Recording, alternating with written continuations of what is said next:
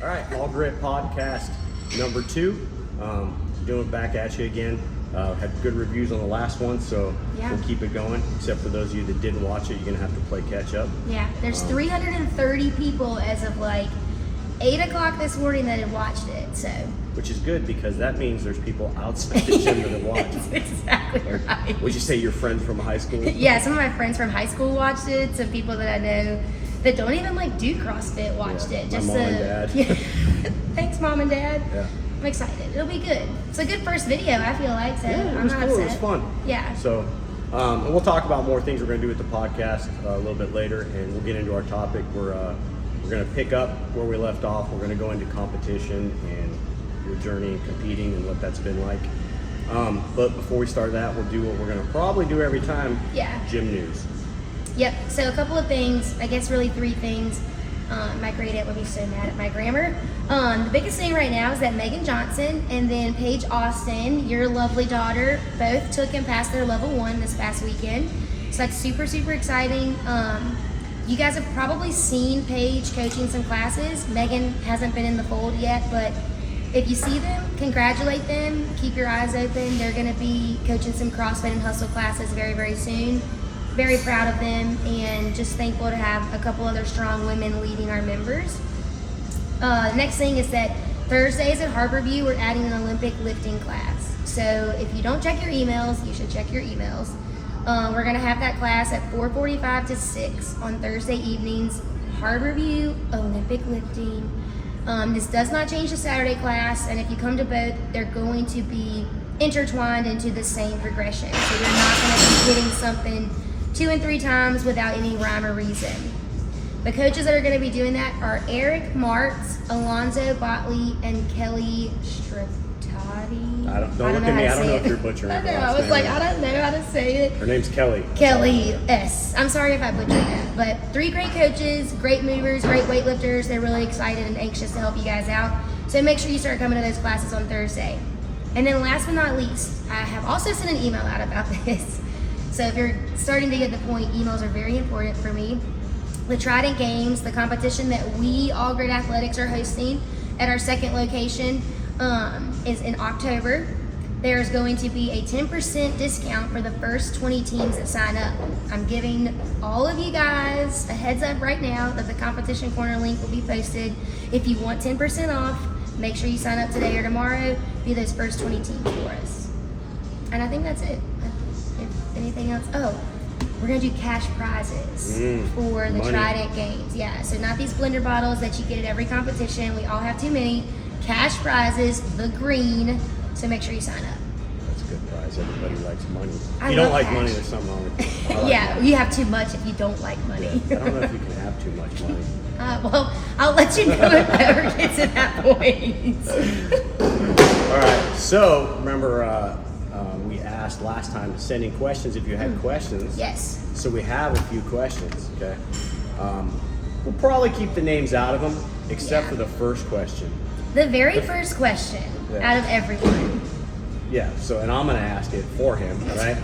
So from your husband Sam, he wants to know, why do you have so many water bottles? Remember when I said last podcast, like I'm gonna have his name in vain on this podcast? Yeah, He's there it already is. 2 for 0 right Yeah. now. Like, I don't think I have that many water bottles. I mean, you need a water bottle for all the substances that you drink. So pre-workout, protein shake, water, tea. How many water bottles do you have? At home or like with me on a daily basis? How many water bottles do you own? Let's start there. Probably 50. 50? Okay, some of that is blender bottles. Like I would consider that water bottles. Sam and I, when we moved, we went through a lot of our cups and got rid of a bunch, and we still have 2 cabinets full. Yeah, we recently got rid of a bunch of those blender bottles because the plastic from though. 3 out of the 4 people in the house competing. They They grow. They grow. They grow stuff. You forget about them. You accumulate and they so can many. grow stuff inside. Yeah, they stink when you open them up. I don't think there's a worse smell than protein in a blender bottle that you've left in your car Over the weekend, just get rid of it. Just throw it out. Don't even worry about cleaning it. If you can afford an $8 blender bottle, I will buy one for you. Right. All right. Next question. I don't think you really answered the question to Sam, but No, yeah. I just need them. It's not a want, it's a need, Sam. It's a need. Oh, water bottle hoarding. Yeah. Okay. So the next question, a good one was from Randy. I guess I said I wouldn't say names, but I really like Randy and I thought this was cute. She said the legendary story of the pink hair. I don't really have a great story. I've always wanted to like dye my hair a different color, but I was too lame to do it. And at the time, my coworker, one of my best friends, I was showing him like, yeah, I think I want to do pink hair. And he was like, oh, that'll be so cool, just do it. I'm like, but I'm not gonna tell Sam. So once somebody talked some courage into me, I finally got pink hair. And I got home and Sam was like, it's pink. And I was like, yeah, I was like, well, I hope you like it because it's really hard to change. Yeah. And I think that was like 3 years ago and I've never turned back. I've had pink ever since. I did go a stint without pink hair for a little while. And then people like didn't know who I was. They were like, Yeah, it became your identity. yeah, so now I feel like I have to have pink hair until I'm old and gray, and then I'll just dye my gray hair pink. Like, it is now part of who I am. So, I don't know. And it's fun, and it's like, you're 30 years old. It's not like I have a serious job where, like, people are going to look at me funny for having pink hair, so I'm going to keep it. I've seen worse hair colors on people, so I think you're all right. Yeah, a couple times in my friend group, Instagram and text message groups, they'll send back and forth pictures, and I'm like, if I ever look like that, you better tell me. Don't let me look stupid. But yeah, so that's the story of the pink hair. Nothing super exciting. Sorry, Randy. Let's see, the next question I had, this was a really good one. How to get the most out of CrossFit when you're a competitor in another sport. And this is gonna go kind of off of what we were talking about last time in knowing your goals. So I would say if your goals, and your other sport rather, are focused on conditioning, then you'd probably need to put in the most time and effort and energy into the conditioning workouts that we do. So that might mean taking a little bit off the strength pieces in the beginning of the class and really trying to focus on the Metcons and that metabolic conditioning piece that we focus on in our CrossFit classes. And that may even mean like picking different days to go to the gym. So if we have 2 strength pieces or a skill piece and a strength piece one day and there's no conditioning, that doesn't support your sport and your other competitive sport, then don't waste your time doing it. I guess unless you're just trying to have fun.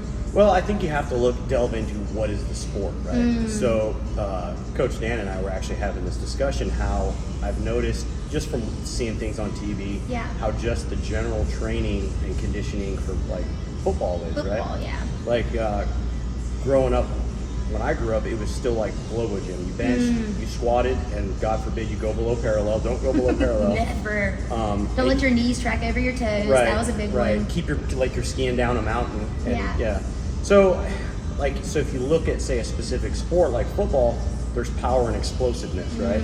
So you might do what you did. What you were saying is you look at what you're doing in the gym, but there's a lot of things like where does the adaptation come in? Like what are you going to get out of what you're going to do in here that can adapt, right? So, and there's some sports like if you say baseball, to help your swing, you might need to be more isometric and use bands and and rotational stuff. But your big lifts like your cleans, and your squats and bench, that's going to correlate to football. Absolutely. So it really depends, I think, on what that sport is. Or say your sport is you like to do triathlons. Probably what you're going to, obviously the conditioning piece you can get out of here like you're saying, but also you probably need to really look at your recovery and your mobility piece. Oh, your mobility is a good one. You're getting longer in those movements when you're doing it for longer periods of time. So I think what you do basically, the short answer would be to what is the sport and what are you trying to get better at in that sport specifically. Yeah, absolutely. And I think there's a lot of things that we can all benefit from, like competitive sports or not, like general strength and like squatting, deadlifting, and pressing. We just finished that cycle in our gym, and all of those things are going to benefit you for almost any sport, I feel like, and just overall health and wellness too. You don't have to be an athlete to benefit from having just good body strength. Yep, right. Especially when you can look at a movement and see how does it correlate to real life. Like as simple as picking something up, Putting it overhead, yep. putting it overhead. So how many times a day do you put a box on a shelf? Yeah. Or, and how does that relate to your everyday life? So yeah, we can kind of nerd out on that. Yeah, I like that one a lot. I might keep that for. I think whoever asked that, come talk to me. Let's talk about whatever sport it is you're doing, and especially if the coach knows, and if you're trying to get better at something, we can always change your workout a little bit for you, so to where the stimulus is still the same, but maybe your focus is a little bit different. I love that. Yeah, I like the encouragement of like members telling us that, so that we can help them get the best hour out of their day while they're here, right? Oh yeah, that's awesome. Yep. So that was another good one, and then the last one that we have. What's your goal for the gym for the end of this year and next year? Staying open does not count. Well, obviously I want to stay open.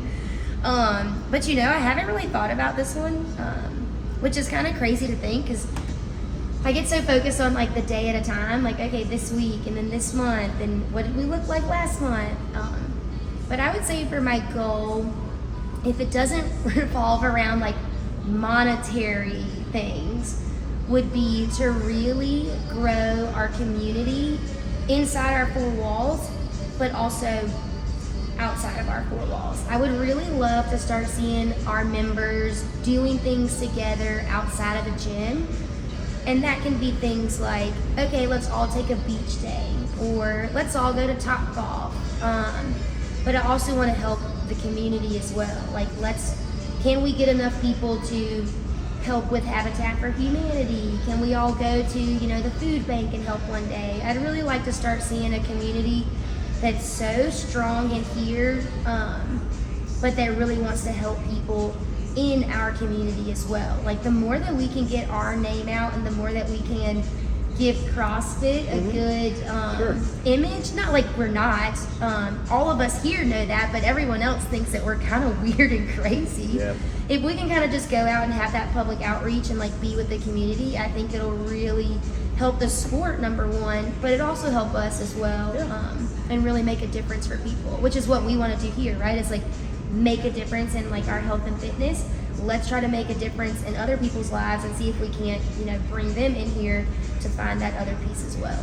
Yeah, and it could be little things too, like if you talk to, I don't remember what day of the year it is, but Crystal Dyer, she's kind of not on a like far and extreme, but into taking care of the environment, which correlates to what she does for a living. Yeah.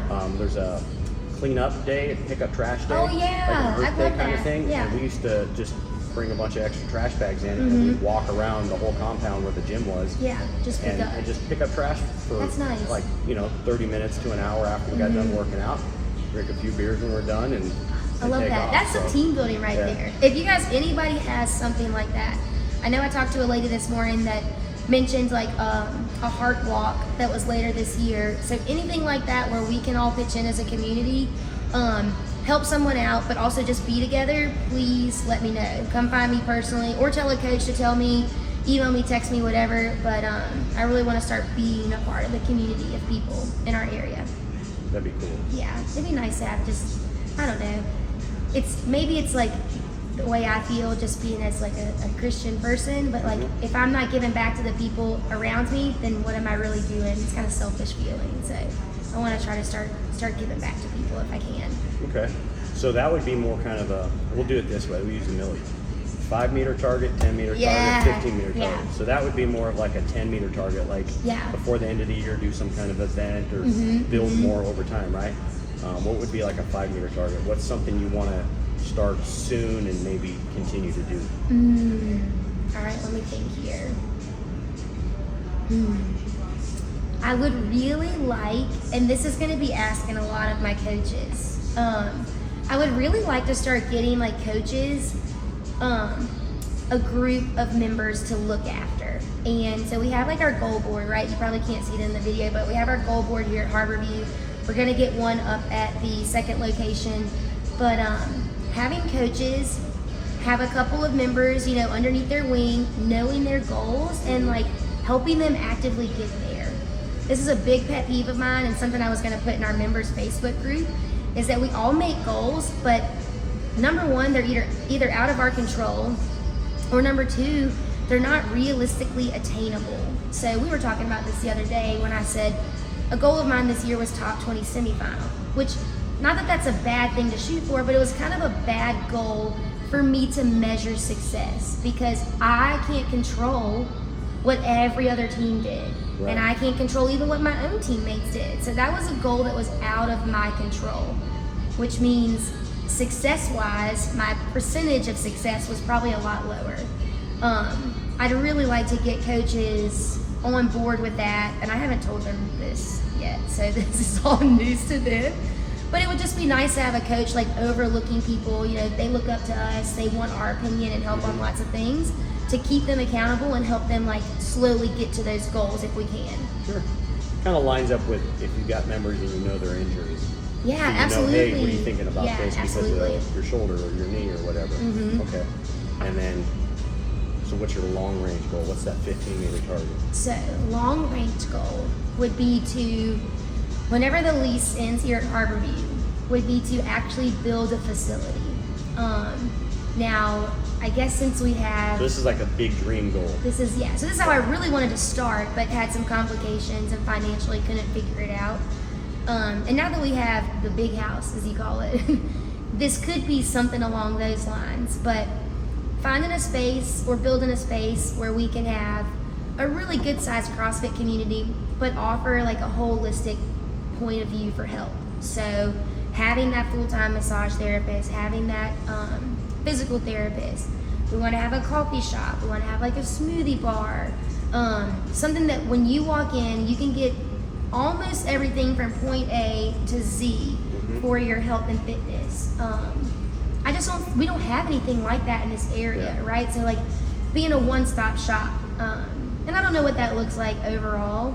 I just know that I want to be able to provide people a place to go where health is the main focus. I think that's attainable as long as you have the market for it. Agreed. Because Yeah. I've only seen the one gym that I saw that had a lot of that stuff in one spot was actually in Detroit. We were up Nice. in Detroit, and they had huge like everything smoothie bar, and there was Yeah. like massage therapist. They had like all that stuff. It was a really nice gym. Yeah. So, I know that's probably pretty tough if you don't have that volume of people paying for it. Yeah, you got to have the volume of people. The gym that I go to when I'm at home, CrossFit 843, wonderful gym. If you're ever in Bluffton, South Carolina, go there. It's my boy Greg's gym. Yeah, that's Yeah. Greg. Shout out to Yeah. Greg. They do that. So they have a really good setup where they have offices kind of on the second story, smoothie bar, childcare, tons and tons of stuff. But they do a really good job of that. And that's not where I got the idea, but definitely where I saw like, okay, this can work. Just have to have the right tenants. Can we get a pool? Ooh, I mean, I'll try. I'll try to squeeze that in the budget. That would be cool though. What CrossFit gym could say they have a pool? Yeah, there's Even a probably track couple. would be nice. Yeah, I've been to one with a track. It was a half track. Yeah. That's it was pretty good. It was a nice gym. Horrible coaching, but like the gym, the facility was nice. They spent all their money Yeah. on the gym. I was impressed when I walked in until it started. You were I'm like, oh, no. yeah. I felt like this would be a perfect like undercover boss situation. Like if I worked for CrossFit, to be like, hey man. Yeah, you should really go check Right. these people out. So I mean, those are all good goals. I like your Yeah. community one though. To Yeah. get people. That's my heart, man. That's part of why I opened the gym is just to be with people. And selfishly, it makes me feel good, and like I enjoy being happy with people. So that's the community one's always. I know people think it's just money, but the community one's always like the big one for me. Sure. Yeah. Okay. All right, and to just keep doing the podcast too, right? Yeah, and we want to be able to beat Joe Rogan in the podcast ratings Yeah. and views. We got a long way to go, but that's all right. Hey, 330 views. We're there. Yeah, we'll go on a scaled rating, though, so it's like relative. Relative to Yeah. who views it. All right. So anything else we want to go over before we get into this? I don't think so. I think I did all of my like selling points there. Right. So. Yeah. Okay, so let's kind of kick off where we were, but let's lean towards competing. Right? You talked about competing your first time with a friend and stuff like that. Yeah. When did you decide you were going to compete legitimately, like to try to get to the games? Because you went as a team your first time, right? Yeah, to semifinals. Okay, so we'll cover. You were on 3 different teams. Yeah, 3 different semifinals teams now. Okay, so let's go into the first one. Let's talk about who that team was and how that came about. The sweet, sweet dream team. So that was during COVID. That was the first time they brought the Affiliate Cup back. Mm-hmm. And I kind of talked on the last podcast about like Bridget, my WOD wife, being the person to push me and work out with me. And at one point we were just like, well, let's just do a team. Let's see if we can. They're doing the Affiliate Cup. Why not? Can you, for people that don't understand, what's the Affiliate Cup versus what they were doing? So prior to the Affiliate Cup, you could just join forces with anyone. So if you lived in California and I lived in Florida and someone lived in New York and the other person lived in Texas, we could all form a team and compete together.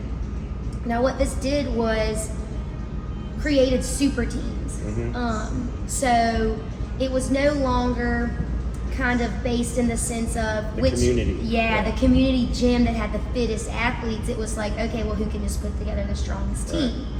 So I think CrossFit recognized that, and I have I could care less. I'll do whatever, right? Like I just want to be on a team. Mm-hmm. But I think CrossFit recognized that, and they were trying to kind of limit that so that we could bring the community aspect and kind of say, this is why you join an affiliate, right? Like some people want to join an affiliate to be competitive and on a team, and let's see who has the strongest one. Well, and before they went back to the Affiliate Cup this Mm-hmm. time, didn't they also kind of like hit it in between where you just had to prove you worked out at that gym? Yes, Like yes. X amount of months out of the year, you Mhm, had to do all your open workouts there and stuff like that, right? Yeah, I don't know if that was as serious when they were doing super teams. I know that was a big deal for the Affiliate Cup. Yeah. Like you had to, granted, I don't know how they were checking this, right? Like, but even in the rule book it said, we could check bank statements to see that you actually paid a membership there, and your videos on social media had to be there, stuff like that. But it was happening though because, like, you watched the CrossFit Mayhem. Froning Yes. had his people coming in, but they, were training. I don't know if they were proving it by showing they were training every day together in his barn, but Yeah. none of the people, except maybe, 2 of the people on the team weren't from Tennessee. Yep. So they didn't live there. Yep. And it's crazy because they were trying to get rid of these super teams, but like, let's be honest, the people that do CrossFit for a living, they're just going to move to where they want to be on a team for the 6 months out of the year that they need to be there. It's not even that long, really. Like, and so that's what some people still did. They moved to the gym that they wanted to be a part of. They competed in the Affiliate Cup and still went on to the next level, just like they did the year prior. They just didn't have to move. Yeah. So when that came out, like Bridget and I were like, let's see if we can make a team. Like had no idea who we were gonna ask, just like kind of farting around, like to see what would happen. And it's during COVID, we're all bored. Like, let's just work out for fun more. And this was out of Slice. This was out of Slice, Okay. yeah. Team Slice, baby, RIP. So that's when I slid into Colby's DMs. I asked Drew actually, and Drew told me to talk to Colby. Colby came attached with Clayton, so then it was like, bam, okay, Colby said yes, he's got another guy, we're gonna make this team. Right. Didn't know them at all beforehand. So literally like met them and worked out with them for the first time, just randomly on a weekend at Slice. And thankfully they were all cool and good people, and we hit it off like right away, like our personalities, everything like that. We just kind of meshed and gelled well. Mhm. And then we just started working out with each other from there and getting to know each other and Right. starting to understand strengths and weaknesses before we had those like qualifiers and quarterfinals come up. Okay. Yeah. Because then was the scoring to get in the same as far as doing the open workout? Mhm. Okay. You had to be in the top 10% of the open as an individual, which shouldn't be too terribly hard for people if you are, like, if you think that you're going to be on a team, Mhm. you're probably good enough to be in the top 10%. Right. And then after that, it was the top 25% from quarterfinals went to semifinals. So we had to be in the top 80 of quarterfinals, and we came in 74. And that was the first year? That was the very first year. Okay, Yeah. so that year, where was quarterfinals? It was online, right? Yeah, quarterfinals and the open were still online, kind of like they are now still. Okay. You still had to submit videos, do the workouts in a certain time frame. Because I remember, I think that was the year Bridget texted me. She's like, "Do you guys have GHDs at your gym?" Yes. And you guys were gonna come work out there. Yeah, and we then had you to guys find a figured gym it with out. 2 GHDs. Yeah. And I think that was for semifinals. No, that was for quarterfinals. We had to have 2 GHDs for quarterfinals, which they changed that the years after because not a lot of places have 2 GHDs actually. So we had to, we went to Drew's gym, Unrivaled, for one, and then in semifinals we had GHDs 2 that year, and we had to go to Iron Asylum for that one. Like, God, we looked like everyone looked at us like we had 4 heads. It was so embarrassing. Yeah. But thankfully they let us do it anyway. Yeah. So for those of you that have never been to Iron Asylum, it's just kind of a general gym. They have CrossFitty stuff, but they also have powerlifting, Globo Gym stuff. So it's and I don't think they run any CrossFit classes, right? No, I think the Just only people doing CrossFit stuff CrossFit. that's Colby's kind of held some competitions there, and that's pretty much it. Yeah. Okay, so that first year, you guys put your team together. You went through quarterfinals, got to semis. Was semis online that year too? This is a sour note for me, and I talked about this in the last podcast too. But we got shafted, and there was 3 semifinals in person and 1 online. So we got the online semifinal, which just meant that it was very similar to the in-person semifinals. Like, you didn't know the workouts, too far ahead of time. They released the workouts. Like, we'll say they released Friday's workouts Thursday at noon. And we had to submit the workout by Friday at noon. And we had to video it, and they gave you a password. So it wasn't like, you had to submit a password with the video, and you didn't get the password until a certain time as well. Right. So at the end of every video, we're like having someone hold a sign like this to like come up to the camera and say the password.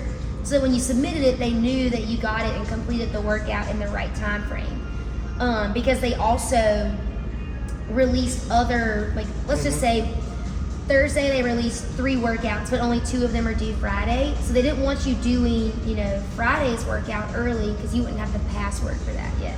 So they were trying to keep it to where you couldn't game which I wonder workout why you they did cared. first. Like, I mean, I know, I'm just like, let people choose. Just do them one at a time and submit by X time. And Yeah, call who it good. cares? Yeah. I don't know what the thought process was. If they were like, okay, well, if you have a max lift, maybe you're going to be a little bit different with this, this, and this. But I mean, when you go to the games, you don't know what your Constantly workouts varied. are. Yeah, so Functional like movements. just release them and Yeah. we'll do them. Yeah. But yeah, so that was on. We got shafted and got the online one. And so at that point, every semifinals, it was the top 10 teams, I think, that year at each semifinal, and we came in 13th out of our 20, which was like, I mean, we were cool with that. We were like, this is fun. Like, we were just having a good time and just seeing where it went. Still sucks though because you want your opportunity. Yeah, I was like, man, we were kind of close. Right. But that's okay. It was still fun.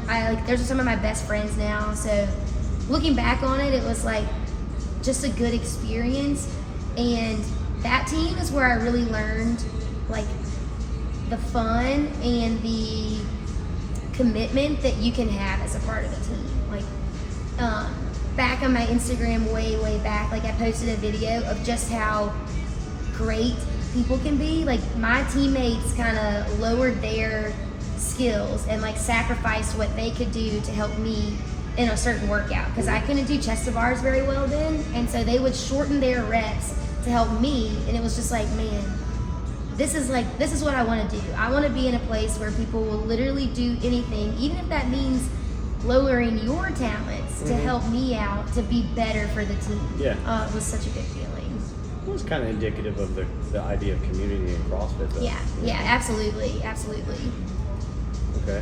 So that was for the 2019, right? Yeah, I guess it was 2019, 2020. So into and through COVID. Yeah. Yeah, I lose track. I should have went back and looked because that might have been the same year. Paige was competing as a teenager, I think. Yeah, and she had actually qualified as a teenager and as an adult. Yeah. But the workouts I think were different. So she kind of had to decide. I think they were on different weekends, and she just made the call to just do the teen qualifier. Yeah. And she ended up I think 80th. Really? Overall, which Aww, I mean, that's great. Yeah, that's a huge in the accomplishment. world. Yeah, let's go. Regardless of how many people did it, Yeah, I mean, who it was a cares? good amount, but Yeah. And then Yeah, I think that was the same year. I think so too. Because I have them on my actual YouTube videos. Yeah. Because Greg had qualified For as Masters, a Masters and yeah. did it. And because I was videoing them at the same time. That way it could be easily judged on the channel. Yeah. So, all right, so you got your 19. You got 13 out of 20. Did make it. 13. So then yeah. we go into 20. Still COVID. So then your next year, who was your team? So it was me, Colby again. Bridget had moved away. So Bridget had moved to up to Northern Virginia. God bless. And the radius for like being on a team, you had to live within, I think it was 100. Because they changed the rules again, They right? changed the rules. They change the rules every year. So I've stopped giving up, or I've given up on trying to figure out what rules need to be followed until they release them. Yeah. So the radius that year was like 130 miles, we'll say. You had to live within the gym that you went to. Bridget was at like 133. Like, gosh, couldn't you guys have just like decided to live a little bit closer? Right. Got a P.O. box. Yeah, and then Clayton and Jess had just had a baby, sweet baby Riley, so they were just preoccupied with that, didn't have the time to put towards it. So me and Colby held on, and we found a guy named Danny and then Bree. Danny was at a CrossFit takeover, and Bree was out of Somnium CrossFit. And we all decided that we were going to get together, see what we could do, and we then all went to takeover, because then you had to show again that you went to that gym, you were part of the affiliate. So we all got open gym memberships at takeover, and shout out to Andy we asked him first, like we didn't want him to be upset or anything, and feel like we were just using him, and he was super cool with letting us kind of go into Andy's the gym. a great guy. Great gym, Super too. great guy. He was fantastic to work with. I have nothing but good things to say about them and the gym. So we started training out of there a couple times a week and just meeting up weekly and working out and going from there. Danny was a freak of nature. I think I know who Danny is. Isn't he? Is he an O'Neal? HVAC guy or something? I think he's a SEAL. I don't know what HVAC. Like air conditioning guy? No, Or he's no, military? No, Okay. military. Yeah, he was a Okay. SEAL. He was a freak. Yeah, there's a lot of dudes that take over their freaks. And I'm like, oh my gosh, working out, not only was he like just as big as Colby, if not bigger, but like his sheer raw ability to do things, even with poor form. Like the dude clean and jerked 300 pounds, like suicide grip. I'm like, what in the world? I'm like, if you could just get into the gym with like a coach for a couple days a week, like he could, I'd be willing to put money on the fact that he could probably go Indy at least to a semifinal. He was that good. Yeah. And Bree is just a freaking powerhouse. Like if you guys have seen Bree, And where was Bree out of? Somnium, Okay. her biceps are the size of my freaking thighs. Like she is just a tank, very strong, super sweet girl. Love Bree to death, and she's someone that like she will work on anything you ask her to work on. She just wants to be better. She's an absolute workhorse. So we got all of us like just in the same gym, like, and we got to put together pretty late. So at this point we were like, let's just see what happens. We'll do what we can do and then go from there. We got through quarterfinals and then made it to, we didn't make it to semifinals that year. That's right, because they had them all in person. Yeah. We got through quarterfinals. How close were you? I don't think we were that close. I think you had to be in the top 80 again. I think we were like 101. And like when I look back on it, like we just got out fitnessed. Like it wasn't like any of us did anything. Like we had a big moment. Like we just got outworked. Well, it's like what you said. You couldn't control who you were going against. No, And not if at that all. year those people just happened to be fitter. And the workouts based that on the come events. out, the workouts that come out can just be wheelhouse movements for some people. Yeah. But yeah, we just got out fitness. It was still really fun, and it's again like CrossFit bringing people into my life that I really really love and enjoy being around and would do anything for.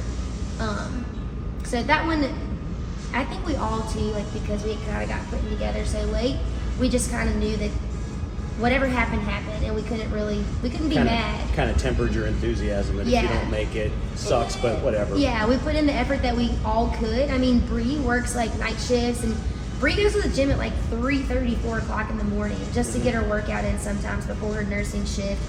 Danny was in a position where like he had time to work out some days, and then other days, like, they would call him in on a whim.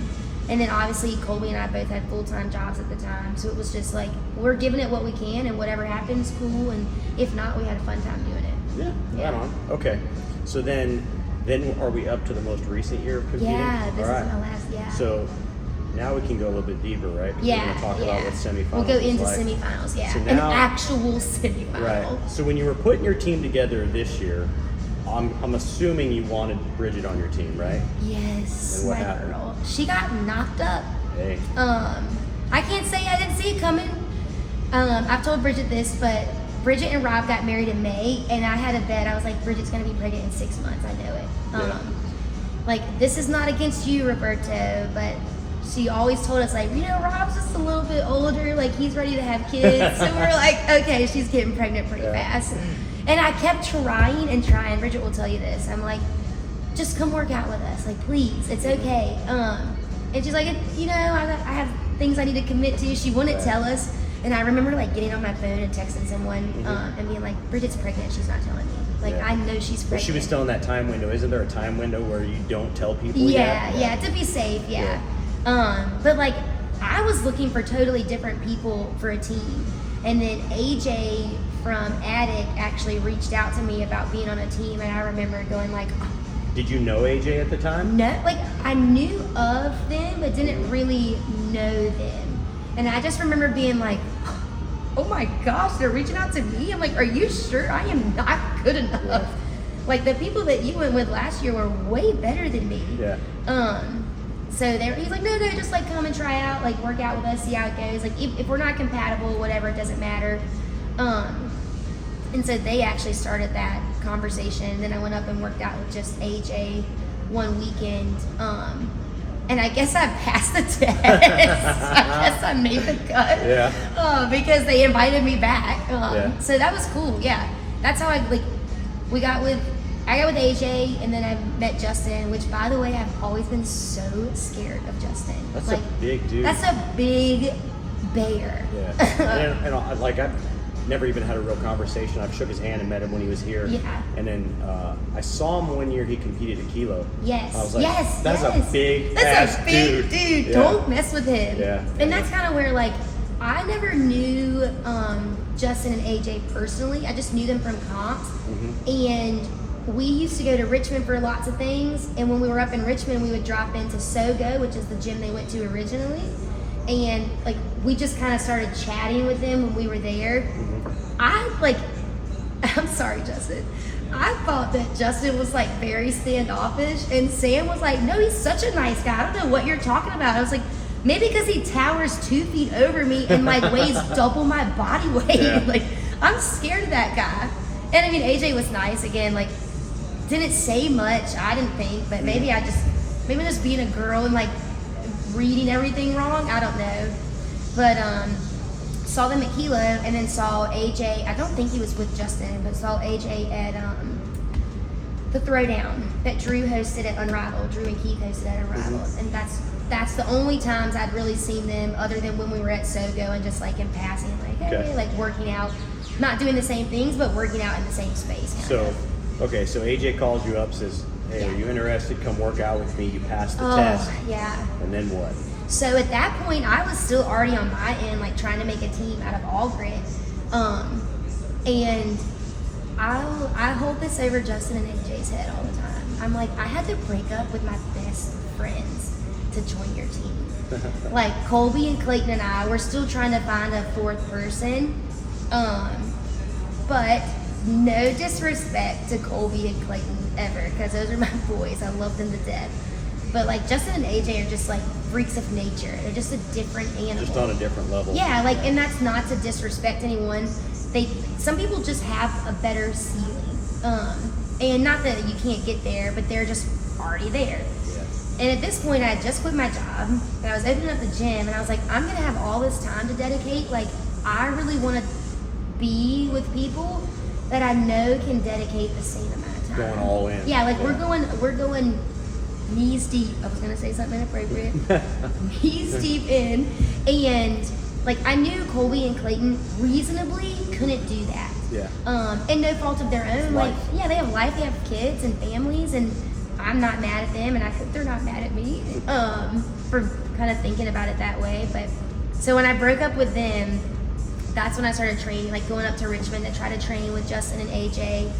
And I love telling this because this again just like signifies the fact of how scared of Justin I was for a while. We go do this workout up in Richmond, and this is like the first or couple of second times I've worked out with them. And like Justin likes to sit down and kind of talk about the workout, which is cool. I love that. I'm very analytical. I like to talk and be about it so I can get my feelings out. And he was like, so what'd you think about the workout? And I was like, that was easy. Yes. I was like, I mean, I don't know. It was like kind of hard for me, you know, this, that, and the third. He goes, I'm just going to come out and say it. I thought it was easy. And I was like, oh my gosh. I remember getting in the car and going home and like texting Sam and being like, I don't know if I can work out with these guys. Like, they're kind of scary. And Justin's super intimidating and I'm not good enough. Like, I left that with like a bunch of doubts in my own self. Yeah. But yeah, we just started working out from there. And I will say it was really nice to start working out with them and being like, wow, like I need to get my act together right now if I'm like not going to embarrass them kind of thing. So how did you get over that kind of intimidating into being intimidated being with kind of like the big dogs? They're both super supportive.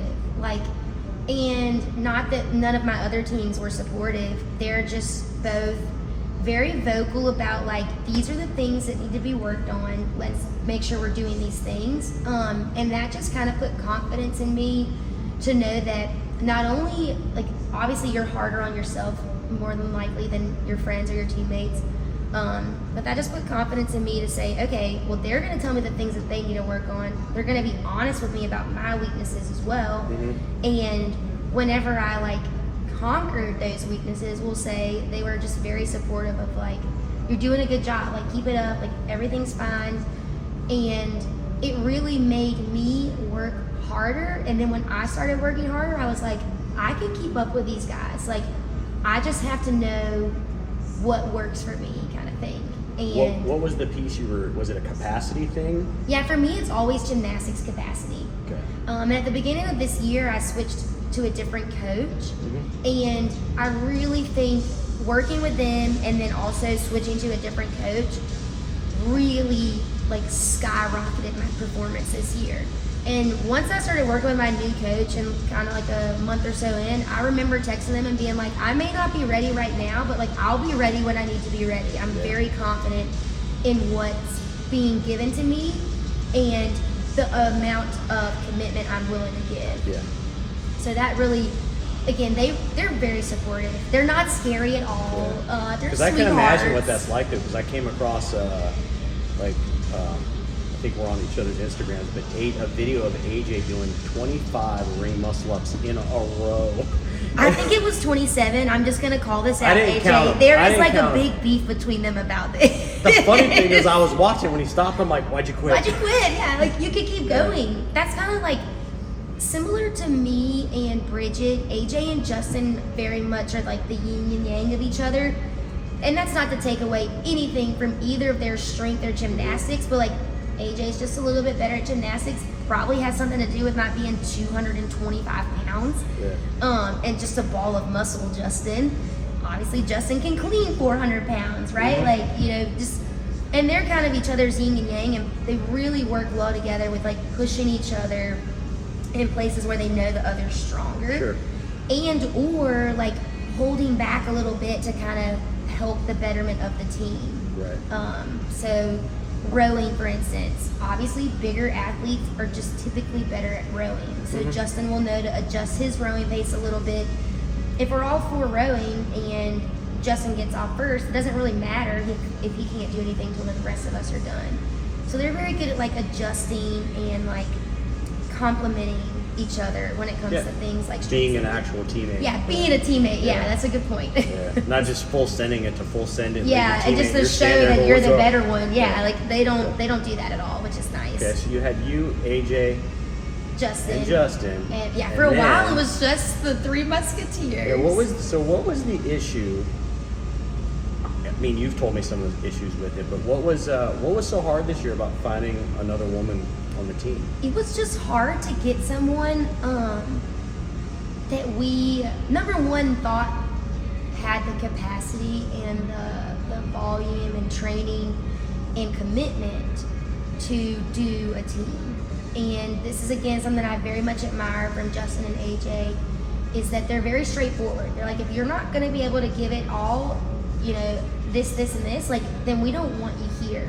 You know, we'll take someone that maybe not as talented if we know they're going to work just Don't as waste hard. our time. Don't waste your time. Exactly. Very, very commendable on that. But we just couldn't seem to find a girl that not only like was very athletic and had the skills, but also that kind of like fit the vibe, or that even wanted to do it. Like, we had a bunch of people that we thought would be great fits, but they just didn't want to be as serious. And again, respect them for telling us no, right? Because they don't want to get into something and then hate CrossFit because they did a team that they really didn't want to do. Right. Or deal with the stress. Yeah, because it is very stressful. Again, another great reason to have Papa Bear, Justin. Like, he's very calm. He may not be calm on the inside, but he stays very calm on the outside. So whereas me and AJ are like, he's just the zen to everyone else. So yeah, we just couldn't. It took a while to find someone that we thought would fit. Okay. How old is AJ? Do you know? 28, I think. What about Justin? 32 or 3. Okay. Yeah. So who'd you guys end up settling with? I've never met the other woman that was Kara. on the team. Kara. So we had tryouts, basically. We had a couple people come up and try out, and after that, I don't know if Kara knows this or not, but like, we talked about these workouts. We're like, we just gotta test everything at once, right? Like, just to know. And you can only do so much in a day. And thankful for Kara, and Bianca was another girl that came up to work out with us. Like, they really committed a full weekend of travel to come up and just try, which was super, super nice on their part. It already showed their dedication from the start, right? So after that day, like, we just kind of went through some things. I never felt like the person on the team that could make those decisions. I really left that to Justin and AJ. And I'm sure AJ would tell you that, like, he talked to Justin, but at the end of the day, like, Justin was our captain. That's kind of who we put that responsibility on. He's got the most experience out of all of us. So at the end of the day, when we talked about it, Justin and AJ just felt like Kara was a better fit, and I liked her. I thought she was a nice person. I love Bianca too. Like, I think they're both great women and great athletes. But at the end of the day, it just felt like Kara fit a little bit more. You had to make a decision. Yeah, and like, she was a strong, really strong girl. And I think in their previous experiences, like, just not having someone that was strong enough made a difference in lots of things. So they were, you know, you're just a little bit paranoid about that. So they went with who they felt was going to be the strongest athlete. So did you have to have your team decided on prior to the Open? Yeah, so everyone had to be on your roster before the Open. Okay. But you didn't have to have like a team clarified until quarterfinals. Okay, because didn't you say, I think you had told me something about you could have 2 alternates? Okay. So in the Open, you set your roster, and like, for us at the gym, we'll say it could have been everyone at the gym. And this is something that I really hate about how CrossFit does teams in the Open and quarterfinals in general. It's just that, let's say all of our members are on our roster, and we have someone who's a bodyweight ninja. So like the burpee pull-up workout and the shuttle run workout from the Open, we could use their score for that piece. Oh, I know what you're talking about, yeah. But then we could use our guy that doesn't run a day in his life, who hit a 300-pound thruster. We could use his score for the other piece. And that just pisses me off. Yeah, I noticed that on some of the scores on there are like super teams that aren't using their just team for score. the score. Yeah, I'm like, Doesn't make that's so sense. annoying. Yeah. That's a podcast for another day. The things that I wish I could change about CrossFit. As a headquarters. But yeah, so you have a whole roster. Could be as many people as you want, and then quarterfinals, you have to determine your team and your 2 alternates. Okay. And your alternates, this is another thing that I could get on a soapbox about. You could have someone go through the Open, make it to semifinals on a team, and never have done an Open or quarterfinal workout. So How is that though? If they don't have a score from the Open, So I know a team that had someone do 1 rep in every workout just to put in a score. They put in their score, they're on the roster, whatever. Quarterfinals comes, they name their team. So they took all these people, 4 people, 2 alternates, made their team. They were an alternate for quarterfinals, so they didn't do the so they workouts. obviously got rid of the scoring in the top 10% as an individual. It doesn't matter. So like if you're on my roster but you didn't make the top 10%, who's ever on my roster can still be used in quarterfinals, but my team made it through the top 10%. Yeah, it's stupid. So then the same person didn't do quarterfinals because they were an alternate. Well, then their team goes to semifinals, and whoever it was hurt themselves. This alternate comes up and is now at semifinals and has not done a single workout to get up to that point. And in my mind, it's not necessarily the act of doing the workout, it's the mental and physical stress that they didn't endure. And now they're at semifinals, peaked for semifinals without doing any of the other things. Yeah, it's like you didn't pay your dues. Yeah, But and you that get to just be there. pisses me off. Yeah. Which, I mean, hey, I can't lie. I like to work around the system in some instances, so I guess like they're doing what they're allowed to do, but it just seems like not fair to the other athletes who have literally spent the last 3 months like busting it Getting to get to after that it, point. yeah. Mhm. So you got your team set, and you guys did have to do. You had to decide where you were going to do the workouts at, right? Yep, you had to And decide. You guys did them all at Addict. Yes. Is that correct? CrossFit Addict in Richmond, super fantastic gym. Love the owner, love the people. That's like my second home in my mind now. I love going up there and seeing those people. Plug the owner. Yeah, Trey, if you're listening, which if you're not listening, I'm like, you're a little upset, but I know you're a busy man. They have a fantastic gym up there. Just turned 10 years old. Great story behind the gym and why Trey's into CrossFit and kind of the things that they do for their community. 1000% recommend going up there. I tell all of our members too, if you're in Richmond, go drop in there and like tell them that you're from Allgrid. They love to have you guys. Really, really, really good people. And Trey again was cool with us doing the team out of there and was willing to support us and do all kinds of stuff for us, which was super generous, especially not knowing me or Kara. He was willing to do that for AJ and Justin, which kind of just shows their relationship and what they meant to the gym. So in order to be on the team, you had to do the open workouts at that gym. And after that, didn't matter. You could do them wherever, whenever. I guess not whenever because quarterfinals had a deadline, but you could do them wherever you wanted. It only mattered for the open to what gym your affiliate was going to be. Yeah, because then you rolled into quarterfinals. You made quarterfinals, and then you guys were you went. How many times did you work out at the other location at the big house? Just one. We did 2 or 3 workouts there. 3 workouts there. So we did and their only reason was just for space and time wise. Like obviously trying to be cognizant to everyone's business outside of the fact that we're just trying to do something fun. So we did 3 workouts there, and then we went up to Addict and did 2 workouts at Addict.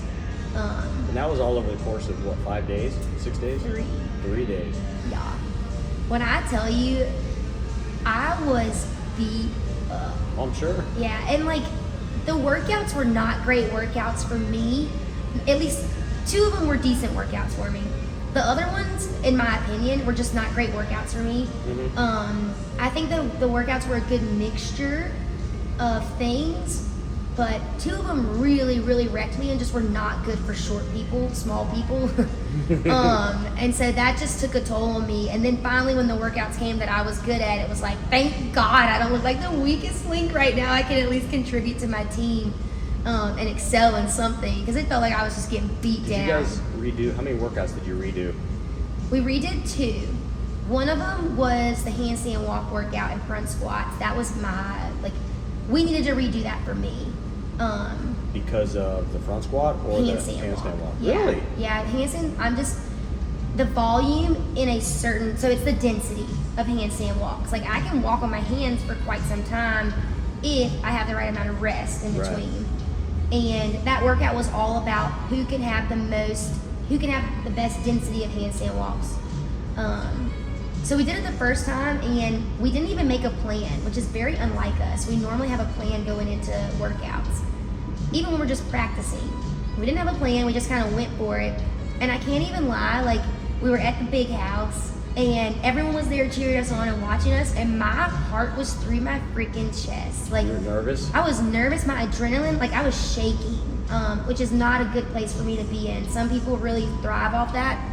I do not. I need to be like a cucumber. Did it go away once 3, 2, 1 go? No, it did not. Like, What was it that was making you so nervous? I think just being in front of my people, and like the whole course of training for semifinals, like I trained in the middle of the day or when no one was here, and so like people know I'm fit, but they've not seen me work out, and I'm like, I really want to look good for my people. And Like, now I want to you're- feel and good. Now you're a gym owner. Yeah, and I'm like, I don't want to look like stupid. Not that I ever would, and no one would think that. But I was just nervous, and I couldn't breathe. I forget what round we were on, but we were not even like 5 minutes into a 15-minute workout, and I turned and looked at Kara, and I was like, I am not in a good place, and we have 10 more minutes to go. Like, I am in trouble. And that workout was all about like, whoever was the weakest link was going to hold you up. You couldn't do other things until everyone was done, which made me even more nervous because I knew my handstand walks were the least efficient as Right. everyone else is. So we redid that one, came up with a better plan. Like, we slept on it that night, came up with a better plan, redid it, and thank God we redid it. We got better. I got better, which overall helped the team get better. And it really made a difference in the scoring of that workout when we looked back at it. Right.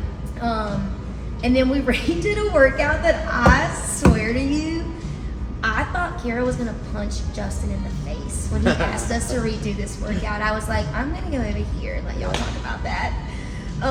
It was the shuttle run and dumbbell thruster workout, and it hurt.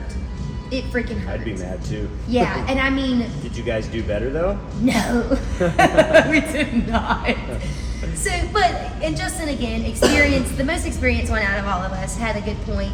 We also switched partners for that workout. So when we did it, AJ and I partnered together. We're just a little bit better at shuttle runs. We're smaller, and we just thought we would be a better fit. And we went first to try to give Justin and Kara a little cushion. We knew what we had to hit based upon some people we had talked to, and AJ and I did what we could do, felt good about it, like, whatever. And so then, like, basically your partners watch you while you two are going, and then you switch. So then Justin and Kara went, and they did a great job. They really did. When we get finished, Justin's like, we need to redo that. We need to be better. And Kara's on the floor, like, taking her shirt off, taking her shoes and socks off. I swear to you, she would have taken off her pants if she could. Like, she was dying. And so he says that immediately afterwards, and I'm like, oh my gosh, I'm about to watch like World War III pop off right in front of my eyes. Anywho, long story short, everyone calms down. You know, you're like recovering from the workout, and Justin's just like, look, we have two options. I guess three, really. We redo it and we don't do better, whatever. We don't redo it and our score sucks. And when we get And you wonder if you would have made it. And then the third thing is you redo it and you do better, and it is what it is. And I'm like, you know what? Like, I don't want to redo this workout again, but you're right. Let's just redo it. What's the worst that could happen? Okay, we're going to suffer for a little bit longer. We redid it. We didn't do better. And we switched partners trying to like push each other a little bit differently. And I remember we were like 10 seconds out from finishing it the second time, and we already knew we weren't where we needed to be. And I just like come up with a thruster, and I'm like, I can't. And I just like drop the dumbbells and roll over. Yeah. It was tough. That was a nasty workout. But you guys came out of that. I remember that day because I was either coaching or working out. I think I was coaching, and Sam was here. Yeah. And like we were incessantly kept checking because we were waiting for the score. And the score wouldn't update right at the time that it was released. And then it at took some a little point, bit. I think you were it showed like you were going to qualify, but Yeah. we weren't sure if everybody's scores were We're in, yeah. So that then- was a stressful time. But with all that, you made it though. We made it, yeah. And then, like, after scores got verified, we bumped up a couple of spots. Yeah. I was like, let's Because go. what place did you guys end up in? I think the day of, we were in 32nd, and then when we Out got to of- semis, 40. Okay. And then when we got there, I think we had placed like 28 by the time people's scores were checked Validating in. scores and stuff. And like rolled through things, so that was kind of cool. Now, did you guys have to submit videos? Mm-hmm. Okay. Did they watch them? I don't know. I don't know. Yeah, that's You not asked my Andrew problem. Hiller, he says it doesn't matter. Yeah, it They're doesn't not- matter. They're It not doesn't no matter. repping people anyway. No, I mean, that's always your biggest scare is once you've gotten to that point, then validating your videos. They validated a couple really quick, and Yeah. then we sat on a few. And honestly, like, once the time window came to close down and stop validating, they hadn't looked at our videos, but it didn't matter. Like, the leaderboard was solidified, which is another pet peeve I'll get on one day about how you can solidify a leaderboard and not look at everyone's stuff. But yeah, so we were in there like swimwear. Yeah. Thank That's God. awesome. Yeah, I was stressed. Yeah. And AJ's our little worrywart. Like, that's our Eeyore of the group. He was stressed. Yeah. So when we finally got in, it That's was like, fair though. thank You God. put a lot of work in there, and And you he, had the like- struggle of trying to put a team together. Yeah, and they went to semifinals the year before and just left like really wanting more. So this was like a year-long process for them. Right. For me, it was just like, okay, I really want to try, but I didn't have that kind of defeat and like hole in my heart like they did. Right on. Yeah. All right, so you make it to semifinals. Yeah. So I think we'll take a quick break and we'll come back Yeah, and that'd keep be going good. and talk about semifinals. Yeah. All right, cool. Continuing on, now you're down at semifinals. Okay, Mm-hmm. you get there. What was it like getting there? Was it exciting? Was it? Like, you get there and you're traveling all day, so you're kind of groggy when you get there. And then, so we got there a day early. We started on Thursday. We got there Tuesday night so that we could have a day of like shakeout.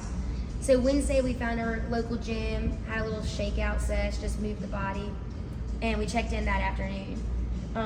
And I think I would have been a little bit more excited if the convention center wasn't massive. So like, you get there and you can't even see where we're supposed to be going. Right. We don't know really which parking lot we're supposed to be in. We finally get to the right place. And might I add, like, it was $20 to park every time you entered the parking lot. So if you Yeah. left and came back, it was $20 more. Parking's a racket. It's a racket. I'm like, We should they're charge making- parking here. You cannot enter until Right. you give me your parking fee. The only person that could, well, 2 people could walk here. But so once we finally get to the parking lot and we walk like a mile to get where we're supposed to be meeting, like, we check in and it's like a sign and a little table, and that's it. So it was very underwhelming. No reception center, no welcome. just Nothing, here like you go. little tiny signs, like yay big, telling us where to go. And we get there, and I'm like, I'm supposed to be excited, like. And I guess the cool part of it all was like seeing the other elites there. Mhm. You're like, wow, like I'm working out with them. Right. Like, yeah, that's right, The I am. I made it feeling. Yeah, it was cool. The nice part was like on the walk there, the convention center's so big, they had like a catwalk. You could see the floors being put down Mhm. and kind of like see what you were gonna be working with. But otherwise, like the grand welcome was not so Yeah. grand. Yeah, that's kind of surprising, but maybe Dave Castro's back, so maybe he'll fix it for next year. I'm It'll be really better. hoping. I mean, I love Dave obviously for multiple reasons, but I don't know. This is a thing for CrossFit. Like, I just don't think we focus on the athletes very much, and not even like me as like a lower level, we'll say elite athlete, but like these elite athletes that are basically like making the sport popular for you. You really don't do a lot for. And even the affiliates, like, there would be no CrossFit without the affiliates. We pay a large sum of money every year, and I don't know if I feel like we get anything For kind it. of in return. Yeah. Yeah. Well, Another tangent. so when you're saying the elite athletes or anybody there, what were they not getting? Were there no I mean, there was doctors, no medics? trainers, there wasn't enough water for everyone. So like we would come back from events and have like nothing to drink. There was like no financial help at all. If you don't have sponsors, you're paying $1,000 for entry plus all of your travel to get there. And granted, I know this is not like professional, we're not contracted to do something, but it just feels like they kind of leave out the athlete experience in the sense of like, hey, you know, sure, Mayhem, Invictus, yada yada, all those people are always going to be here, we get it. But for people like me and like teams that made it for the first time, like I have nothing to show for it other than like this little pass that I got, not even a t-shirt. I had to buy a t-shirt that said semifinal. And it just kind of stinks because this is an experience that you kind of talk up to be this great big grand feat of fitness in our sport, like, but I have nothing to show for it. Kind of. Yeah, I mean, I can see like, okay, you pay $1,000, but like, and there are how many teams? 40. So 40 grand. I could see how that money really isn't going to go far. No. In their defense. No. And you But- think about, well, my $20 of parking every day. Yeah, but the parking, that's all that. Like, To it's the rent the convention place, to center. Yep. use it, getting all the equipment there. It's sponsored by this or that. Who knows? I'd be curious to see. We'll never see the books and see what Never, happens. But yeah. you would have thought you would at least got pair of shorts. I would have taken a 100% cotton t-shirt that Right. said 'Cause semifinal. Why didn't you take? You didn't take a book bag, right? I did not take a book bag because I was super hopeful that Noble was sponsoring. We were going to get all these things. Now, let me tell you a little bit of why I thought that. I volunteered at the Granite Games last year. After we didn't make a semi, I went and judged. As a judge, I got a pair of Noble shoes, I got a Yeti water bottle, and 4 shirts. As a judge, and I didn't pay anything to be there. I just volunteered. Now I'm like, okay, well, I'm an athlete. We're getting stuff. They asked all of our sizes for everything in Noble. They had to send everything in. I was like, I'm not going to pack a book bag because we're going to get a backpack. They Right. gave backpacks at the Mid-Atlantic 2 years ago. We're getting a backpack. Nothing. So I had to carry around my suitcase. That was kind of funny. My duffel bag. I was like, gosh, you look like a loser. You don't have a Might as well just CrossFit put it in a Walmart backpack. plastic bag. It was or a Christmas gift bag or something would have been better, I feel like. And then we get there and the volunteers have Noble volunteer shirts. And I was nosy. I went up and I was like, you guys have any extra shirts? Yeah. I'll take one. I'm used to getting leftover stuff Atlas games. They didn't have shirts for all their volunteers either. Wow. Or shoes. They got shoes and shirts and they didn't have enough for everyone that showed up. Well, because Noble didn't show up. Noble Nobody, they did were not in their show booth. up. Nope. There was no booth. And normally you would think CrossFit would try to make whatever they give us to accurately reflect that. Yeah. No, our athlete package had Noble set up in a tent on our sheet map. So clearly whatever happened was very last minute, I guess, and we'll never know the real reason, but they were not there Gotcha. for their semifinal. So let's talk about some of the events. Yeah. Like the first event. Event 1. You had bike and row, right? Bike, run, sandbag, double unders, and then worm clean and jerks. Right. This workout and whatever number the dumbbell bench press workout were my 2 that I was most worried about going into the weekend. And when we got there, we kind of got thrown for a loop because we really thought that the workout was going to be everyone hits a station and then you do your clean and jerks and you rotate. Everyone hits a station, so bike, run, double under, sandbag, clean and jerks, bike, run, double under, sandbag, blah, blah, blah. Well, they got there and they briefed the workout, and whoever was holding the sandbag and double undering, you couldn't double under unless the sandbag was held, but then you had to switch each round, Right. which means that all of us held the sandbag twice and all of us double undered twice. Right. And it didn't look like that the way it was written. No, It looked was like you would have to double under once, hold it sandbag once. and Yeah. you just do your thing. And that really changed the workout, especially a 150-pound sandbag. I couldn't get my arms around it. It was really, and that's not an excuse. I could be better at it. And there were tons of other women that I'm sure couldn't get their arms around it. but it just really affected the workout and the fatigue from the double unders in the sandbag hold. Yeah, well, watching on TV, I can tell you, I mean, it was blowing up the elite teams. Yeah, They were there was an amazing. elite team, and I don't know what team it was, but the guy must have sold his soul on the last sandbag. They were in the lead by like a lot.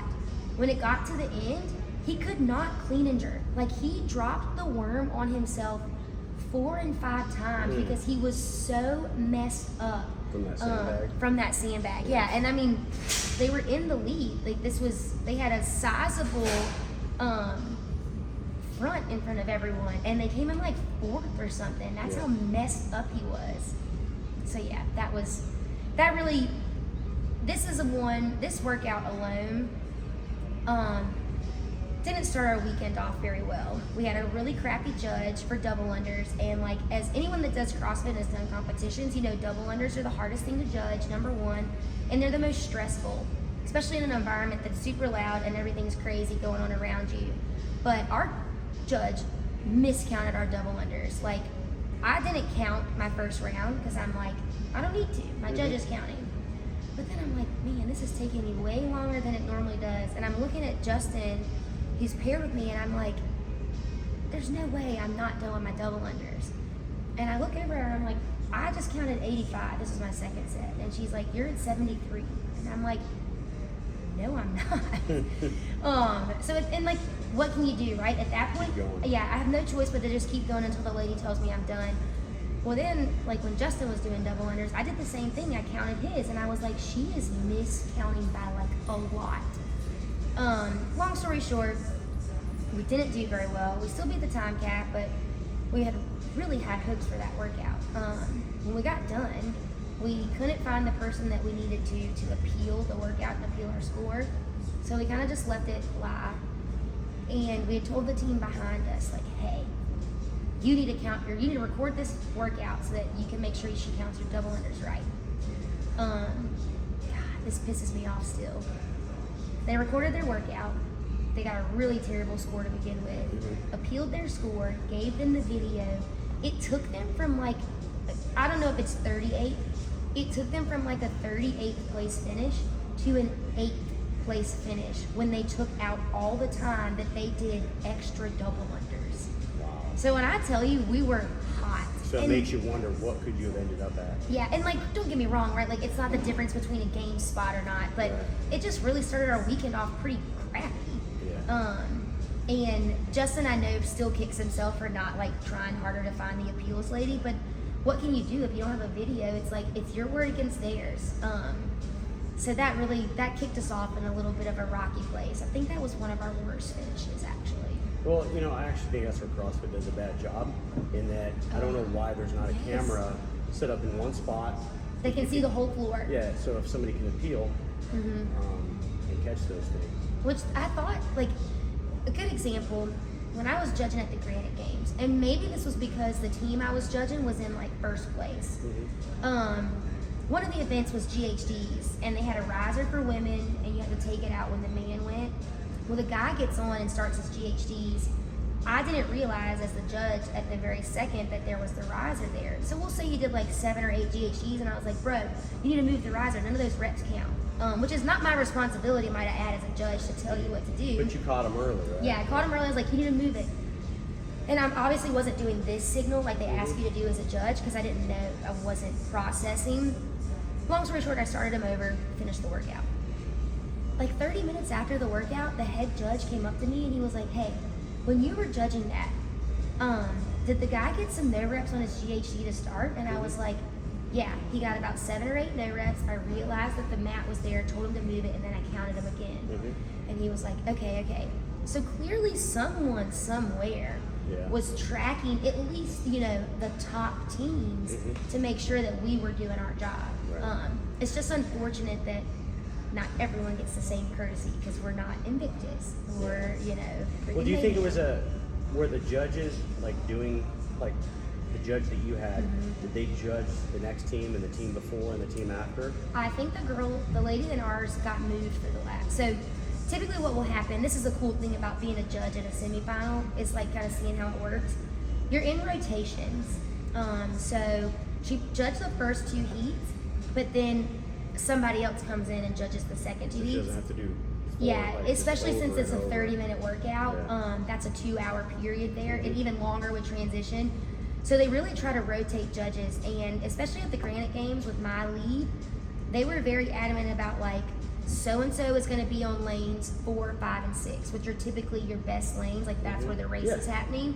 And they made sure to put people that they trusted judging accurately there. Mhm. So do you think it was a fault, like the poor judging?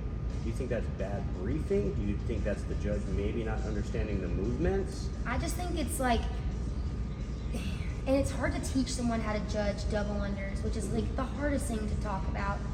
But like the ladies, like, The for only thing worse instance, is counting single unders. yes. 1, 2, 3, 4, 5, 6. Well, the lady's like 101, 102, 103, and I'm like, honey, I'm a 105 by the time you finish saying 102. Like, there was no like, hey, this is how you should judge double unders. And even being from a semifinal as a judge, no one did that with us. Yeah. Like they told you How the do you standards. count? I tell you how I Yes. count. When Yeah. if I'm counting your doubles, first of all, I always like to ask, hey, do you start with A double single or a do you, single? So I know, right? Yes. So I know what I'm watching. Thank you. And then I'm counting in my head, and you'll see me, and I'm like 10, Yep. 20. And if you can hear it, you can Yeah. listen to Yeah. the And I rep. try to just yell out that number and just, Keep going. yeah. And there's been even times like if I was counting somebody's singles, they were scaling during an open And it's workout. so fast, you're like- I literally did this. I learned that from Greg. I was like, I did this because I was like, 1, 2, Focus. 3, 4, 5. It was Dave Machupa doing them too, and he was like They're Rocky so Balboa. fast, yes. So yeah, you gotta. If you're not doing that, just to go 1, 2, 3, 4. And as an athlete, you don't want to hear that. No, I do not. I want you I to wanna count hear my 50. tens. I wanna hear 100, yeah. It's so stressful and like, I don't know. I went up to the head judge and I was like, look, this isn't your fault, but this is my opinion as someone who's judged a semifinal. You know, there needs to be some level of standard on how people judge, not just following the standards. Yeah. Like, here's the best practice. Like, you know, if we Stand over here. SOP, Sit down. yeah. Squat. Stand. Which they whatever it's did gonna tell be. us that, but more the standing in the like caddy corner when we were judging wasn't necessarily for your view. It was for camera appearance. We want it to look clean. We want it to look like this. Yeah. We want you to be able to be out of the way of people, which is all fine. But there needs to be like an SOP, a standard operating procedure on Yeah. how to judge things that never gets translated, I feel like, into judging. That's my soapbox for today, and I'm sticking with it. All right. So was that event? Would you say that was the one you hated? That was the worst one. Honestly, like I didn't really hate any of them. That one was not fun in the midst of it, and it was kind of crappy to have a bad score. Yeah. But I didn't hate it. Like, Well, that first event at semis or the games is usually the one that's like it's not as fun to watch on yeah, TV. it's a little like, less skill, a Because little I bit turn more. it on, I'm like, man, I gotta watch. I know, AJ it run wasn't for 30 fun. minutes. Like, Yeah, it was not so- fun to watch. So that was one you put in the background and you come back or check the score. Yeah, later. exactly. So, well, which event did you like the most? Which one was the funnest? Well, as a team, the most fun was the clean event because we were like, we Where can Justin do. cycled 3:15. Yeah, for freaking And reps. they called him out on TV. Yeah, I was like, let's Yeah. go. That was a really fun one as a team because we just knew we would do well at that workout. You remember what was that event? I know there was heavy cleans, but That's it. It was heavy cleans for max reps in a minute window with a minute rest in between. didn't the barbell get heavier or The something? barbell so got it was heavier like a as he ladder. went. hmm Yeah. It was really like going into it. I was a little bit worried it would be lame because it wasn't like a real ladder, Mhm. but it was a fun event, and like the floor was a little bit clearer because there's not as much stuff Yeah. out for just skiers and rowers and rigs Mhm. and all that. So you could just see everyone at the end of your lane. It was kind of nice to just be able to like see and hear our people cheering for us in an event where we were like, we're gonna smash Well, this. and you were worried because your last barbell was what, 225? 235. And that was your 5 over PR? That's 5 over, yeah, my PR, And yeah. You got it. Did you get No, one? I was very close, and I tell all my athletes this, and I was the victim of my own words. I was like, you know it's gonna be heavy, expect it to be heavy, but like, know you're gonna lift it. And I didn't think that I was gonna get it up as easy as I did. And when I got it on my shoulders and I started like coming up out of it, I just didn't hold my core. My elbows dropped, and I was like, "Oh crap! I wasn't really expecting it to get there." Yeah. Which I kind of regret, but it would have been a PR and it would have been really cool. Everyone wants that PR moment in the middle of an event, but it just didn't happen for me, and it's okay. Like, I had some other moments that I was like super proud of myself for, and just kind of surreal for me, that like made up for me not PR in my queen. What give me one of those moments? I would say the first moment was we were in the dumbbell snatch, row, and ski and box jump workout, and we were doing really well in that workout in our heat.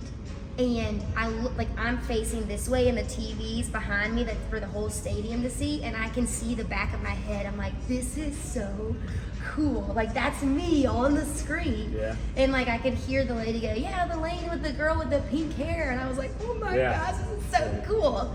So that was really surreal. But my most proud workout was our last workout.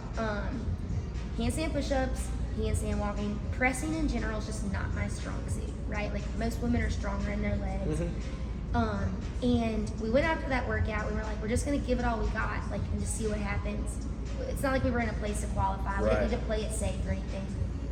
And I got into my handstand push-ups and my legless rope climbs, and they felt the best they've ever felt. I was like, oh my gosh, like, this is, like, I just surprised myself with how well my sets felt and how good and confident I was in movements that I'm not necessarily confident in. So that was a really cool, like, moment for me. Because you guys kind of were doing better as the weekend was going, as the days were going. Yeah, we got better, like, right in the middle end. Do you think that's because of the workouts, or the nerves were gone, or yeah, I think a little bit of both. Like, you know, like, when you have a workout that you know is going to be good for you, you just feel a little bit better. You do a little bit better. I mean, I have so many things I could be proud of, like the muscle up workout. Like, I would have never thought. Sam sent me a video this morning of me doing muscle ups 3 years ago today, and it was like I chicken winged 4 in a row, and I was so happy. And I'm like at the freaking semifinals doing 9 unbroken after doing 753, like, and thrusters before that. So there's a lot of moments, like, when I'm there, you're disappointed, right? Like, I could have done better. But then when you really sit back and you reflect on it, you're like, dang, like, I've come a really long way, and like, maybe I didn't get where I wanted or do as well as I hoped, but I have to be really cognizant and respectful of the journey, like, coming that far. Well, I think it's important when you look back, you'll remember the good stuff, and you'll laugh about the crappy stuff. Yeah, you will. Because you get so worked up in the moment. Yeah. I'm just sitting there and I'm like stewing. Especially, I've had moments like that at a lot of big competitions where I am just so mad at myself. Wodapalooza was one. Quarterfinals, a handstand workout that we redid the first time we did it. I'm just so mad at myself. And then a couple other moments like that where you're just like, what the hell? Like, yeah, the worst is when you look at scores afterwards and you're like, if I would have done 2 more reps of this, 1 more rep of that, 1 second here, now I mean, all of a it's sudden like, we're top thank 3. God I'm not like Brooke Wells, who was like, I think someone figured out that if she'd have done 1 second faster on the 800 meter run and snatch workout, she would have been going to the games. And it's like, that's a hard pill to swallow, and that's your job. But in all fairness, and like with any sport, you can't put yourself in that position. If you cut it that close, you're your own Too victim. close. Yeah. And I gotta find this. I'm gonna find this quote because it's from the programming that we follow, the owner creator of DecaComp, and it's such a good quote for like those situations. And I thought about it a lot, like in those moments. I'll have to keep tracking it down. So, do you plan on, overall, you'd say it was a good experience though, going down there? Yeah, like, I want to go back. Yeah. And I just want to, I don't know if it's because, and it's not even like the experience. It's, I mean, we were working out harder than that leading up to that moment, right? So like you get there and the workouts really aren't bad considering volume and time and things like that. But just like being able to showcase what you've worked on is kind of the cool part, I think. That's the part that I really want to go back and be like, I belong here and I want to be here. Yeah. So this is the quote. the hardest skill to acquire in this sport is the one where you compete all out, give it all you have, and you are still getting beat no matter what you do. When you have the killer instinct to fight through that, it's very special. Eddie Reese. And so that's something that DECACOMP posted. I'm not sure. It was like December time frame, right? But like, that's kind of how I felt in semifinals. Yeah. Like, I'm just like, I'm out there, I'm doing as much as I can do. I'm giving it everything I have, and I'm still getting beat. And I still want to go back. Like, I want to go back and just be there and prove that I deserve to be there, kind of thing. Yeah, and you guys do. And are you going to put the same team back together? I don't know. Like, we're all in kind of different places in our lives right now. AJ just moved to Florida. Kara's in South Carolina. Obviously, Justin and I are still in the Virginia area. But you get kind of so high strung during that time that I don't want to be like that all year. So we're kind of taking it day by day, month by month. We're going to see how things shake out, like where we all are in 4 or 5 months, closer to the time the season starts for us, and just see where it takes us. Well, we can put them on the spot too in August when they're here. Yeah, Justin and AJ are going to be on the podcast. I know, I got to think of some like embarrassing things to ask them. Appreciate you guys coming already, so that's awesome. You guys are going to be coming. So I think you can look back on semifinals, be proud. I mean, like I forget who said, it's one of the documentaries they do every year. Somebody talked about like how good of an athlete or how amazing you have to be to go to the CrossFit Games and suck. And be the last place. Yeah. And I mean, I think people at our gyms, right? Like, they kind of look up to us as like the fittest people in our gyms.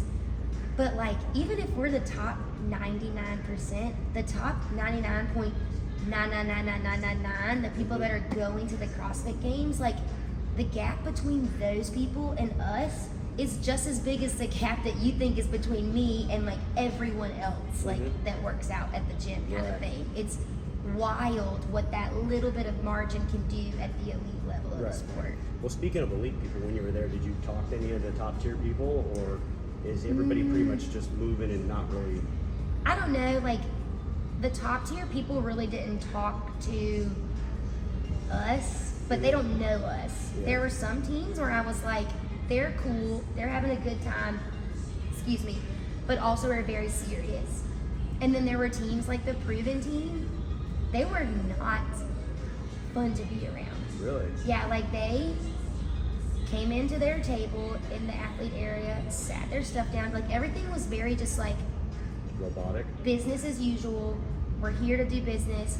We go out and work out, we come back to the table, we get our stuff, we go to our room. Like, they were just very, and I was never warming up in the same heat as them. So I don't know, maybe they were a little bit different with the heats, but in the athlete area that they gave us to like relax and put all our stuff, it just was very stern. Like you said, we're doing a job, we're not here to fraternize, kind of thing. That's how I felt anyway. And then there were teams like us, and some of, I guess, like the lower level teams. Yeah, we're just like, this is just so cool to be here. Like, cracking jokes and stuff in the athlete area, having a good time. Yeah. What about the individuals? You guys were nowhere near the individuals typically? No, they were in the same athlete area as us.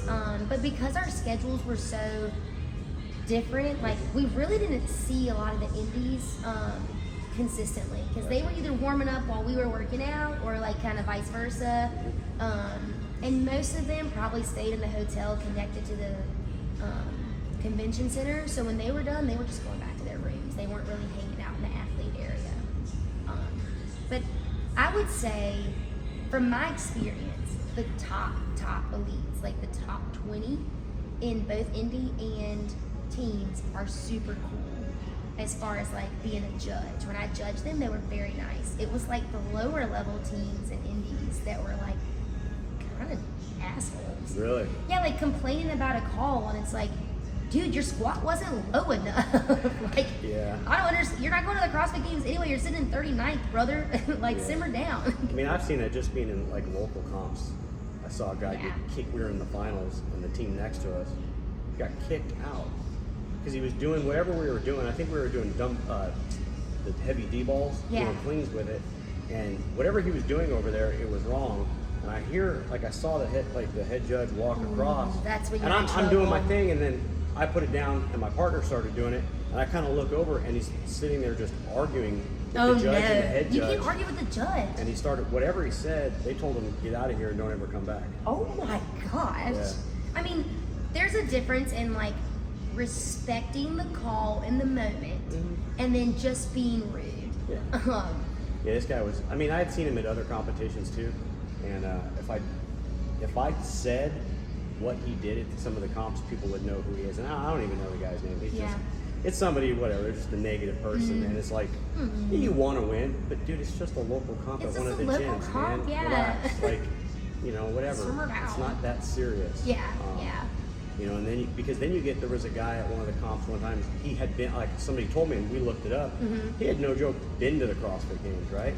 And he was one of the nicest guys, because I had talked to him earlier just in passing, and he was obviously super fit. Yeah. And because there was like a super heavy sled we had to drag, and he's just like vroom, singing across Everyone's the like, floor. what in And, the world? Super nice guy. Yeah. Like, and it's just weird to see somebody like, just, you're good at your gym, Yeah. but you're acting like this. Like, Yeah, come on, it's man. so weird to me when people get that kind of like attitude. And I don't know where it stems from for everyone. I'm sure it's different. But I mean, my experience with most of the elite people that I've been around, fortunately, like everyone's been super, super nice. And like I try to respect the fact that they're also in competition. So even if I'm competing or when I was judging at the Granite Games, like I'm not running up to them to get pictures and stuff. Like this is their job, right? Like people don't do that to me. Well, my they should be job. nice to you when you're the judge, because you're counting. Yeah, they the better reps. be nice to me. Hey, Yeah. Even a local comps, I'll schmooze with my Yeah, judge. hey, what's your name? Yeah, yeah. Like, ask them how their day Yeah, is. and just be nice, because it's. I've judged. It sucks, man. It does suck. And you Like- feel, I'll tell you what, when I was judging at the Granite Games, I had one guy, I mean, poor thing, could just not do double unders. And I'm like, what is going on? Like, I feel bad for you, brother. And he had his lifters on because it had dumbbell overhead squats, single arm dumbbell overhead squats in the same workout. So obviously he needed lifters for his mobility. And he looked at me and he goes, am I allowed to take my shoes off? And I was like, they didn't tell me you couldn't. Literally takes his lifters off, does 100 double unders unbroken, steps up on the next mat where he had to do another 100 double unders unbroken. And I was like, okay, like I get it now. Like, and he was nice. Like he wasn't rude. He wasn't like, you're counting my double unders wrong. He just like, can I do this? And I was like, sure, go for it. No one said anything. I guess I did okay. Yeah. But it's crazy. Like just where Danny Spiegel was in a lane that I judged, and she was like, will you please tell me if I'm doing something wrong? Like, tell me what I'm doing. Were you judging her when she did the wall balls? No. Okay. No. I was gonna say, I Andrew was the Hiller was all legless- over that one. I was the legless rope climb Yeah. and shuttle run event. And I told her a couple of times, I was like, you're getting really close to pinching before your hand comes back down. And she was just like, yes, ma'am, kept going. And I think my best experience with an elite athlete, Marquand Jones, found me on Instagram. Again, the pink hair has done me lots of favors, and was like, I just wanted to let you know that, like, as a judge, you were super great. You reminded me of like, hey, you can't drop the dumbbells, put them down. You told me what rep I was on. You told me what was wrong.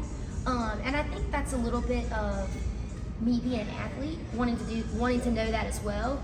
And then also like being an affiliate owner.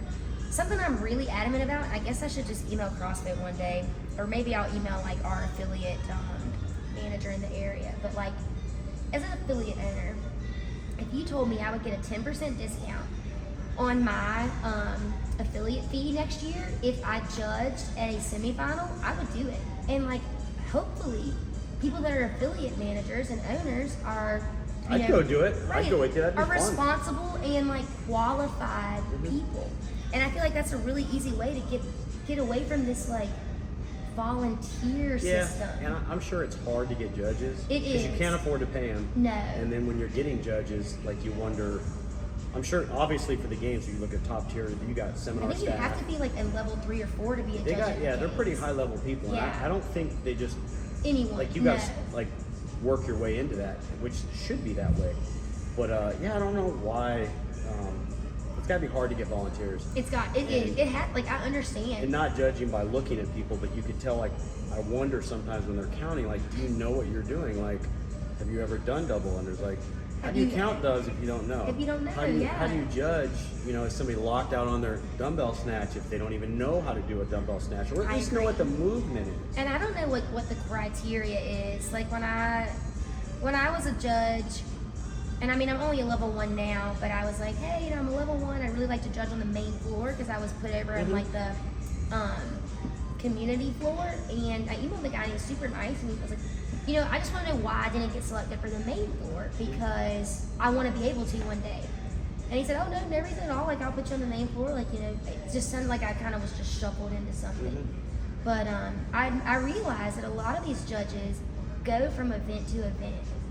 Like, I've seen a handful of people at the semifinals that I was at in Orlando were at Granite Games last year and went to Syndicate and went to Mid-Atlantic. Like, they go around judging. So they have experience judging. I just don't know if the standard operating procedure is not clarified. Right. So, okay, great, you've been to 5 semifinals, but have you judged them right at any semifinal? We don't know.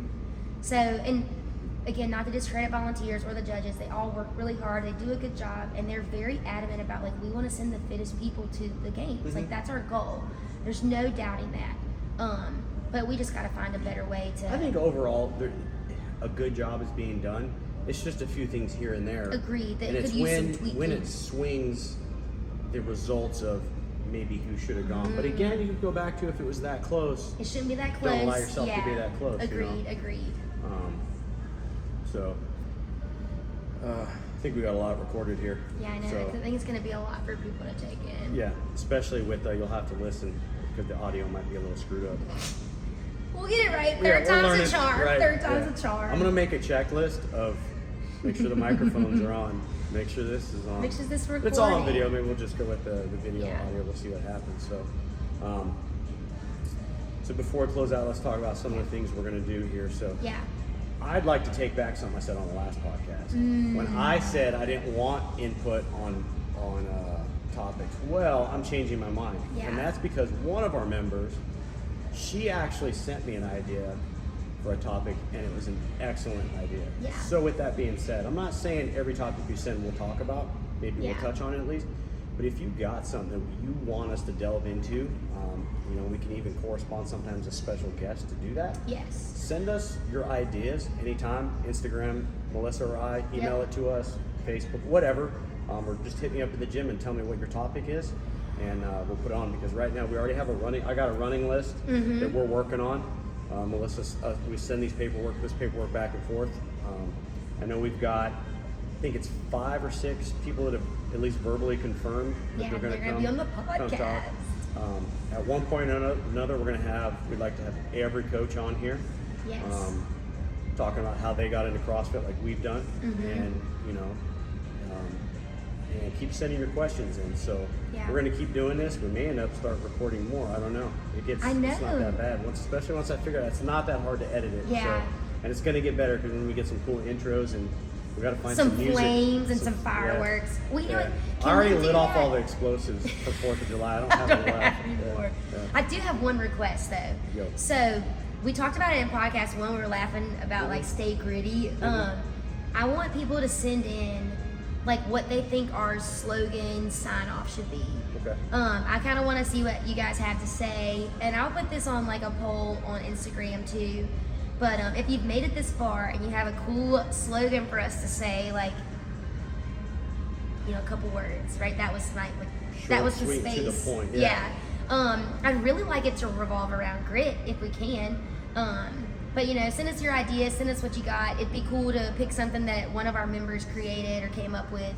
Got a couple of ideas in my head too, but it'd be, again, you take more pride in it when you've thought like something of we it. can put on a shirt. Put on a Yeah, sign. something that we could put on a shirt. We're going to come up with, you'll get a prize too. So whoever picks it, Yes. what we go with, you're going to get a prize.